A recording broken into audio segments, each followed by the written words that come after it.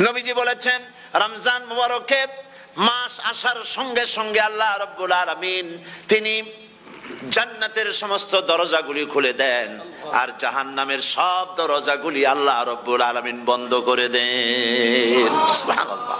আর শয়তানকে শৃঙ্খল দিয়ে বেঁধে ফেলা হয়, শিকল দিয়ে শয়তানরে বাঁধা হয়ে যায়।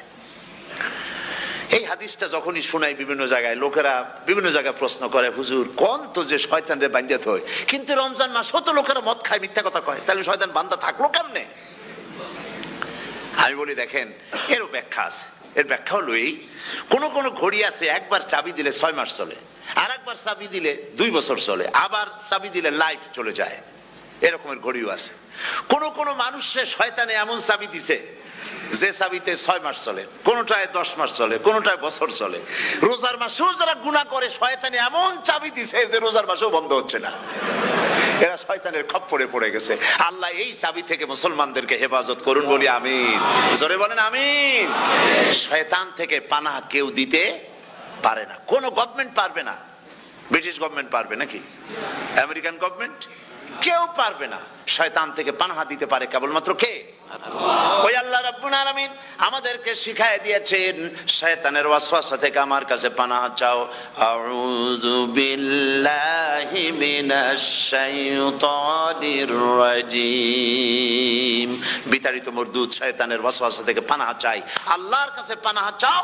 আল্লাহ পাক বলেন আমি পানাহ দিতে পারি শয়তানের ওয়াসওয়াসা থেকে।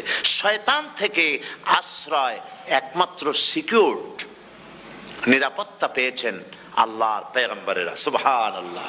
আম্বিয়া আলাইহিমুস সালাম তারা আল্লাহ কর্তৃক নিয়ন্ত্রিত, শয়তানের ক্ষমতা নাই পয়গম্বরদের কাছে যাওয়া। চতুর সীমানার ভেতরে শয়তান প্রবেশ করে কোন নবীকে ওয়াসওয়াসা দিতে পারবে না, বলি সুবহানাল্লাহ।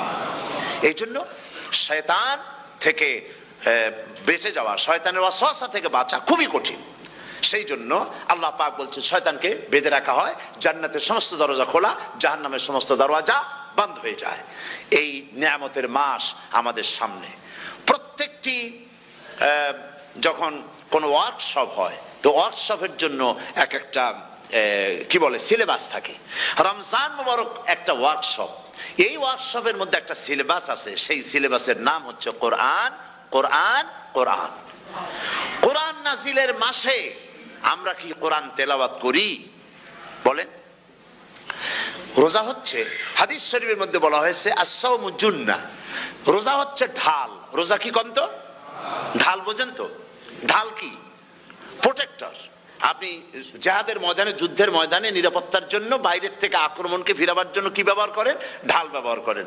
রোজা হচ্ছে ঢাল, শয়তানের সমস্ত আক্রমণ থেকে বাঁচার জন্য রোজা হচ্ছে ঢাল।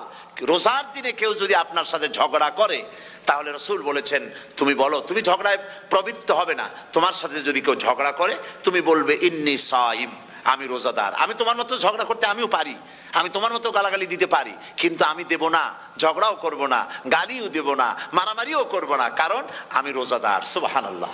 রোজা আপনাকে গুনাহ থেকে বাঁচায় দেবে। দেখেন রোজা কিভাবে গুনাহ থেকে বাঁচায়। মিথ্যেবাদী, মিথ্যেবাদী সারাক্ষণ মিথ্যে কথা বলে, কিন্তু রোজার মাস আসছে।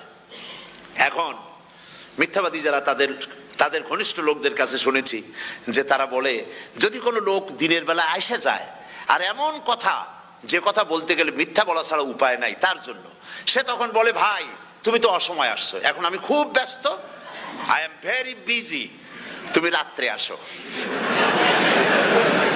কথা বুঝতে পেরেছেন তো? রোজা হচ্ছে কি? রোজাটা কি বলে? ঢাল।